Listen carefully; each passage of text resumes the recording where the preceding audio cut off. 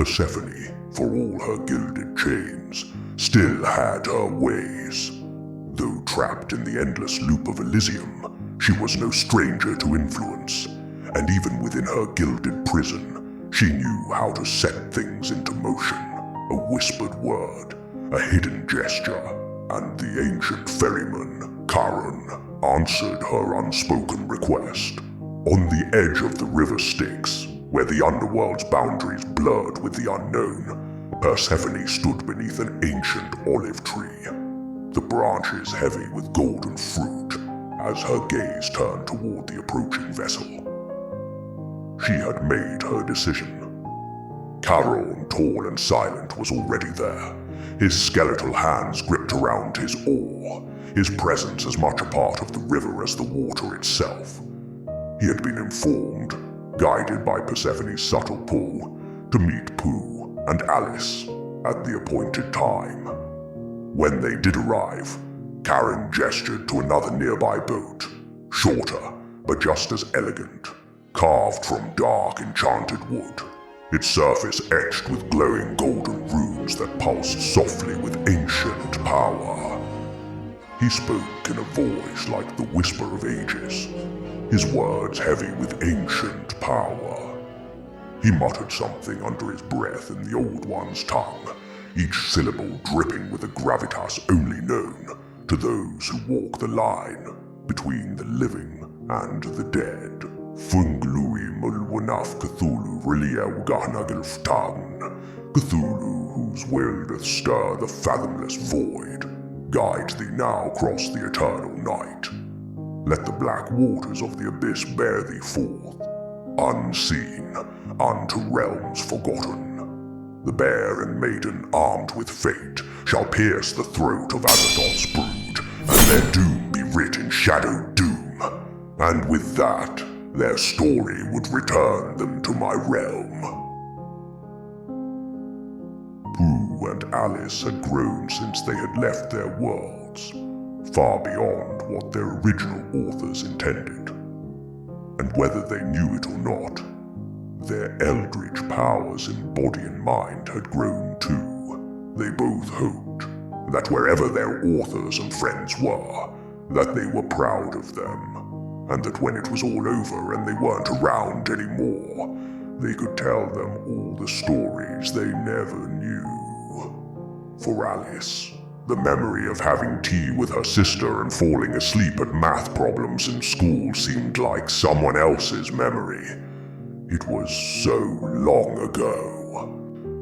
The whirlwind of strange encounters had brought her here, yet something deeper pulled her along. The mystery of the void, the forces that threatened all worlds, and the bond she had formed with the bear who, despite his simple heart, was more courageous than most of the adults she had met in her life.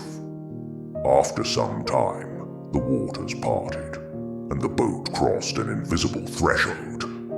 Beneath their feet, the shimmering river faded away, replaced by the familiar weight of the library's ancient halls, polished obsidian and gold beneath them, bookshelves stretching impossibly high, glowing with a knowledge that none should possess. And there I stood, waiting. Well, I mused, my golden eyes gleaming like twin suns in the dark.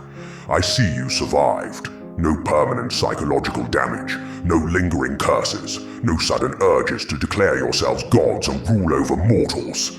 Olympus has that effect on people. Pooh sat up, rubbing his round head. I don't think I'd very much like being a god. That sounds awfully complicated. Alice, dusting herself off, nodded in Pooh's direction. I think being a god is like accepting more homework, willingly. You have to take care of everything no one else sees. And besides, my dear Pooh, we both know you'd be terrible at it. Pooh scratched his head, genuinely curious. I don't know really. How do you mean? Alice chuckled.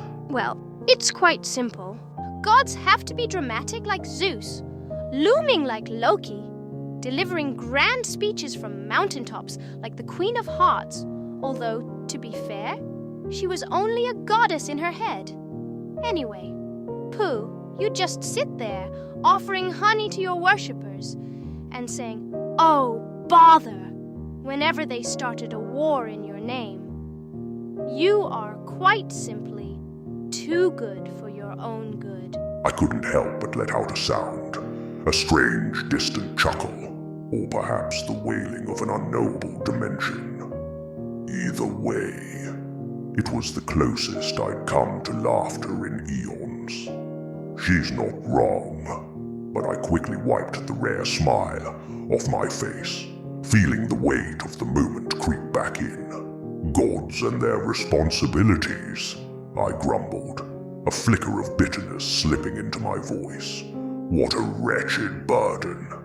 Take Zeus, for instance, looming about on his mountain, throwing lightning bolts at anyone who looks at him funny. It's all very dramatic, but what does it solve, Yet he insists on playing the part.